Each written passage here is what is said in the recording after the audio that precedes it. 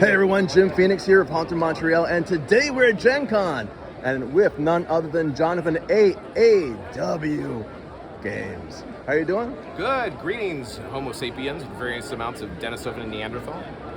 I have to say I've seen your booth a couple times at GenCon. It's a staple here, and I love the artwork, I love the vibe, everything's friendly, everything's fresh. What sets you apart from some of the other gaming companies in your opinion? What sets us apart is that a lot of our stuff, we tend to think outside the box, color outside the lines.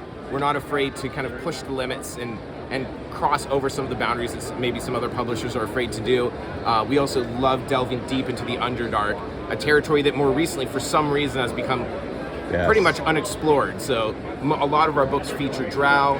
We delve deep into subterranean realms, and we even have worked with some of the old greats like Ed Greenwood and Douglas Niles on some of those projects to pay homage to them, and also to kind of push us forward and continue to pass on the torch, because who doesn't love the Underdark? No, that's an amazing thing, and the funny thing is when you say that, that's how I know you. When I get the mailer from AAW, I'm like, what? Oh, the Drow people. Yeah, I know you guys. Absolutely. That's us. What project have you coming out right now? Is anything in the plans? Or We do. We have lots of projects in the works right now. We actually have been working tirelessly for the past year and a half, 2 years on 3 different projects. Wow. One is top secret, and we'll be announcing in like a month and a half. So I can't tell you a whole lot about that, other than it's something that makes it. I actually can't talk about it yet. Okay, but then we will not talk about it. But check back on AAWgames.com in like a month and a half, and you'll see something really rad that possibly no other publisher's ever done before in the history of tabletop role-playing games. So I cannot wait. That's an exciting thing. But the big one's coming up is Treasure of Falcon Cove. That is an 80s style kids on bike adventure, but for 5e, where you get to roll up kids, and you have different skills, like you have like basic computer skills of old school computers, right? Back in the day. TRS-1, yeah, like, exactly. I got candy. Yep, exactly. Or you might have slingshot skills, or you know how to ride a skateboard.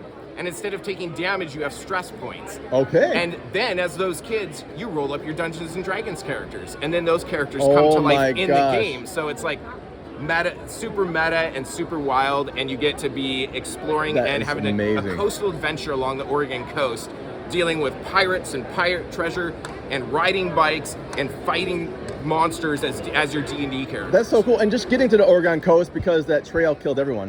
Yeah, exactly. That's half the damage right there. Disease-ridden. I love it. I love it. I love it. Now, where's your booth at GenCon? Yeah, we're at booth 374, and we tend to kind of like try to claim the same territory every year. Right. So it's like if you head straight to the back, we're right next to the food court, right next to the restrooms, right next to the water, because it's a good spot where you can congregate, you can take a break, you can sit down, have some food. It's like we want to have a spot where I think our whole thing is we always take care of our customers. Like, we don't nickel and dime anyone. Like, we don't sell you our books 5 times. If you buy our book at the con, you take a picture of it and email it to us, and we'll send you the PDF and the digital assets for free. That's what I heard, and that's an amazing offer right there. Yeah, we don't mess around with that stuff. I forgot to tell you, the other really big thing coming up is Rise of the Drow has been our biggest book, bestseller. It gets 5-star reviews across the board on Amazon and our site and whatnot. People love it. They love the Drow. They want more Underdark. We have a project coming up called Rise of the Drow After the Fall. Whoa. This takes place after that book. In the first book, you're fighting the Drow. Now in this book, you're playing the Drow. Oh wow! So you choose, instead of choosing your race, you get either Drider or Drow. Oh wow! Then after that, you're choosing your background, your class, and your house. And so everybody in the group is working towards a common goal. Right. It's a goal that the Drow must unite again, because they can't be as backstabby, because they've fallen now. They've fallen, right? And then so the coalition of the good guys is taking over. Now you got to figure out, how do we reclaim the power? How do we take things back? So the group has to work towards this common goal, but you know how Drow are.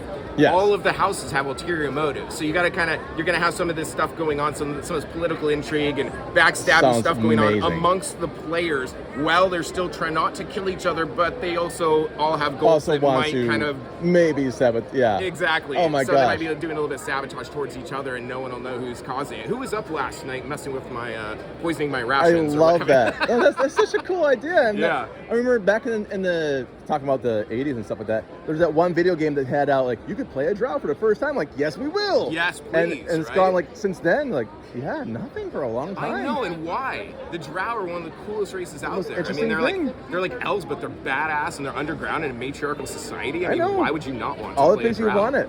Well, that's amazing, and that's coming out soon. And if you want, where's the booth again? 374? 374, yeah. Nice. And we also have a huge game room at the JW Marriott, our biggest one yet. Oh, I saw that. We've It's got amazing. about 20 tables running It's an games amazing all room. day, every Yeah. day. 4 different games. We've got Slumbering Titan, which is from our mini dungeons, our one-shots. Oh, cool. That we have a partnership with Dynamic Dungeons, so we have moving maps. Very cool. With Oh, my audio, gosh. sound effects, and all that stuff built in. So you get your PDF, you get your GM player VTT map, which AAW Games was the very first company to actually make that a standard in the industry. Amazing. And you don't have to pay extra for that. Again, you just buy that and you get it all, right? And then if there's a Dynamic Dungeons map, that can also come with your bundle as well. So you just go to awgames.com, sign up for a subscription, you get a mini dungeon every month, plus all our back catalog, kind of like Every Patreon, month. That's but awesome. without all But- the Patreon fees and Oh, garbage. Right? yeah. Trust me, if you know about Ultimate MTL, Patreon us, we are not friendly Yeah. with each other. Yeah, The exactly. fees and the garbage stuff adds up. So I love that you're doing your own. That's amazing work. And I'll look forward to more stuff from you guys. Thank you very much. Thank you. Bye.